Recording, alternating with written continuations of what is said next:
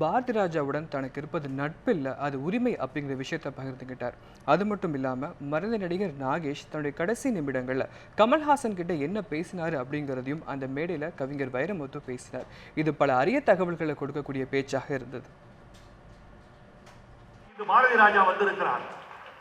அவரை பற்றி நான் என்ன சொல்லுவது? இப்போது சொல்லுகிறேன் தோழர்களே. அவர் சொன்னார், வீரிய விதை வைரமுத்து அவன் விதைத்து விட்டான், அவன் முளைத்து விட்டான். அதற்கு நான் என்ன பொறுப்பாக முடியும்? விதைத்தவன் மட்டும்தான் நான், முளைத்தவன் அவன் என்று சொன்னீர்கள்.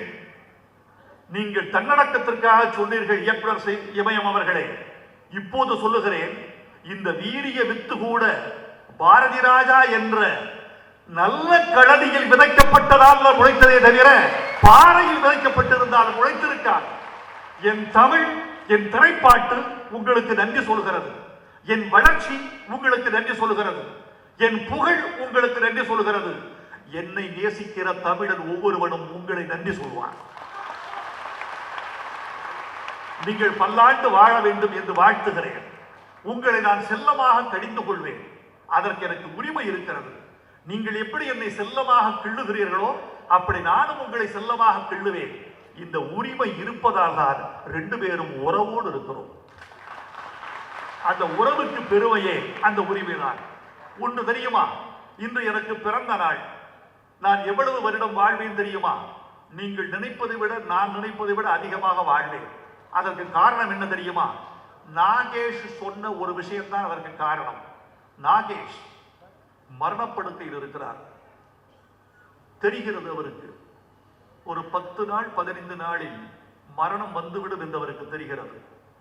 ஆங்கிலத்தில் ஒரு பழமொழியை சொல்வார்கள், ஐயா நீதியரசருக்கு தெரியும், you can smell your own death. உங்கள் மரணத்தை நீங்கள் சுவாசிக்க முடியும், உணர்ந்து கொள்ள முடியும், வாசனையை நீங்கள் நுகர முடியும் என்று சொல்லுவார்கள். கமலஹாசன் அவரை பார்க்க போகிறார். நானும் என் மகன் கபிலனும் ஒரு வாரத்திற்கு முன்பு பார்த்து விட்டு வந்தோம். மறுநாள் கமலஹாசன் போகிறார், படுத்திருக்கிறார். எப்படி இருக்கீங்க கமலஹாசன்? பார்த்தா தெரியல, விசாரிக்கிறோமா? அதெல்லாம் கவலைப்படாதீங்க, 100 வருஷம் நல்லா இருப்பீங்க.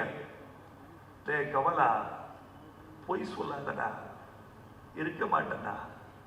முட்டாள்களோட வேலை பார்த்தவருக்கெல்லாம் ஆயுள் குறைவிடா.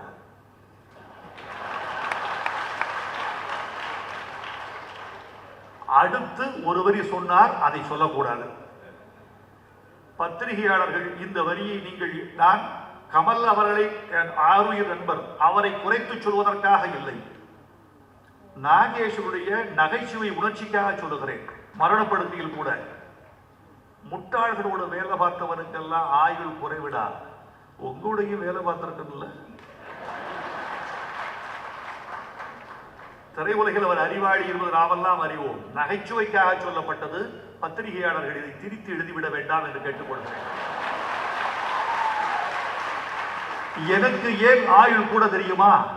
நான் பாரதி ராஜாவோடும் இளையராஜாவோடும் என்ற அறிவாளிகளோடு வேலை பார்த்திருக்கிறேன். அதனால் எனக்கு ஆயுள் அதிகம். அவர் சொன்னார், வைரமுத்து வரிகளில் நான் திருத்தமே சொல்ல மாட்டேன் என்று. அதற்கு என் மீது அவர் வைத்திருக்கிற நம்பிக்கை தான் காரணம். எல்லாரும் சொல்லுவார்கள், மணிரத்னம் சங்கர்லாம் கேட்பாங்க, ஏன் சார் பாரதி ராஜாவுக்கு மட்டும் ஒரு நல்ல பேனா எழுதுறீங்களே, அந்த பேனாவை எங்களுக்கே மறைச்சு வச்சுட்டு வந்துடுறீங்க, அவருக்கு மட்டும் நல்ல வரிகள் ஏன் வருது? நான் சொல்வேன், பாரதி ராஜா என் வரிகளில் இதுவரை திருத்தம் சொன்னதில்லை. நீங்கள் தினந்தோறும் திருத்தம் சொல்கிறீர்கள். திருத்தப்படாததான் உயர்ந்தது. என் மீது நம்பிக்கை வைத்தவர்கள் தான் உயர்ந்தவர்கள் என்று சொன்னேன். எங்க பாட்டெல்லாம் எப்படி பிறகு தெரியுமா? எங்கள் பாட்டு, அதாவது கரும்பில் சாறு எடுப்பது ஒரு வகை, பூவில் வண்டு தேர் எடுப்பது ஒரு வகை. கரும்பில் சாறு விழிந்தால் கரும்புக்கு உருவம் போய்விடும். பூவில் வண்டு தேர்ந்தெடுக்கிற போது பூவுக்கு நஷ்டம் இல்லை, வண்டுக்கும் கஷ்டம் இல்லை. அதுதான் நானும் அவரும். வத்தலக்குள்ள ஷூட்டிங், கிழக்கு சீமையிலே. நீங்க பொருட்டு வாங்க, பாட்டு எழுத வேண்டும் என்றார். கொடை ரோட்டில் வந்து இறங்கி வத்தலக்குண்டுக்கு வருகிறேன். என்ன சூழல் என்ன என்று கேட்டேன்.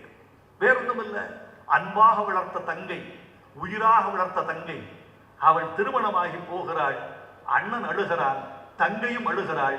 இந்த நேரத்துல வண்டி மாட்டுல போறாங்க கிராமத்து வழியா. இப்போ வழி அனுப்புகிற போது ஒரு பாட்டு. ஒரு கிராமத்து வீட்டை விட்டு ஒரு பெண் பிரிகிற போது அவள் என்னென்ன பிரிகிறாள் தெரியுமா? ஒரு கிராமத்து பெண் வாக்கப்பட்டு போகிற போது அவள் பிரிவது தாய் தகப்பனை மட்டுமல்ல, திண்ணையை, அம்மியை, கோழி குஞ்சுகளை, வேப்ப மரத்தை, கோலம் போட்டதை, அவள் தலையணையை, அவள் போர்வையை, அவளுக்காக பாடும் ஒரு குயிலை, அவளோடு பேசும் ஒரு கிளியை, அவளுக்கு உறவான வானத்தை, அவளுக்கு இருந்த நிலவை, அவளுக்கு இருந்த நட்சத்திரத்தை எல்லாவற்றையும் துறந்து விட்டுத்தான் ஒரு பெண் போகிறாள். ஒரு பெண்ணின் அழுகைக்கு கீழே பிரபஞ்சத்தை தொலைத்த தொலைப்பு இருக்கிறது. அந்த தொலைப்பு தான் அழ வைக்கிறது. சரி, எழுதுவோம். இப்போ நானும் அவரும் சிற்றுண்டி இருந்துகிறோம். 2 பேர் வர்றாங்க. ஒருத்தர் நெப்போலியன், இன்னொருவர் விஜயகுமார். எங்க கூட வந்து சாப்பிட வர்றாங்க. 2 பேரும் பார்த்தா நம்ம சிவகங்கை மீசை வச்சிருக்காங்க. வாதவா 2 பேர், 2 மீசை. இவங்க யாரு 2 பேரும்? படத்துல என்ன, இவங்க 2 பேரும் தான் மச்சினைங்க. இவங்க 2 பேரும் தான் மைத்துனர்கள். ஓஹோ, யாரு? தங்கை. தங்கை யாரு? ராதிகா. ராதிகாவுக்கு அண்ணன் யாரு? விஜயகுமார். ராதிகாவின் கணவன் யாரு? நெப்போலியன். ஓ, அந்த மீசைகளை பார்த்தேன். ஒன்று சைவ மீசையாக இருந்தது, ரொம்ப கொஞ்சம் சாப்பிட்டா. இன்னொன்னு நெப்போலியன் மீசை அசைவ மீசையாக இருந்தது. அப்படி முரட்டுத்தனமா இருந்தது. அண்ணன் நல்லவன், புருஷன் கெட்டவன், வாக்கப்பட்டு போறா. இதான் கதை. பாட்டு எழுதுங்க. எழுதினு. இவ்வளவுதான், இவ்வளவு சிச்சுவேஷன். மண்ணே போய் வரவா, மாமரமே போய் வரவா, அண்ணே போய் வரவா, அழுது போய் வரவா, அணில்வால் மீச கொண்ட அண்ணே ஒன்ன விட்டு புலிவால் மீச கொண்ட புருஷனோட போய் வரவா. இவ்வளவுதான். அந்த சாப்பாட்டு மேஜையை பாட்டு மேஜையாக மாற்றிக் கொண்டதுதான் என் சாமர்த்தியம். அவ்வளவுதான். இது எடுக்கப்பட்டது. எப்படின்னு கேட்டா, அவர் கதைகளுக்குள்ள வரிகள் இருக்கும், கண்டுபிடிப்பதான் என் வேலை.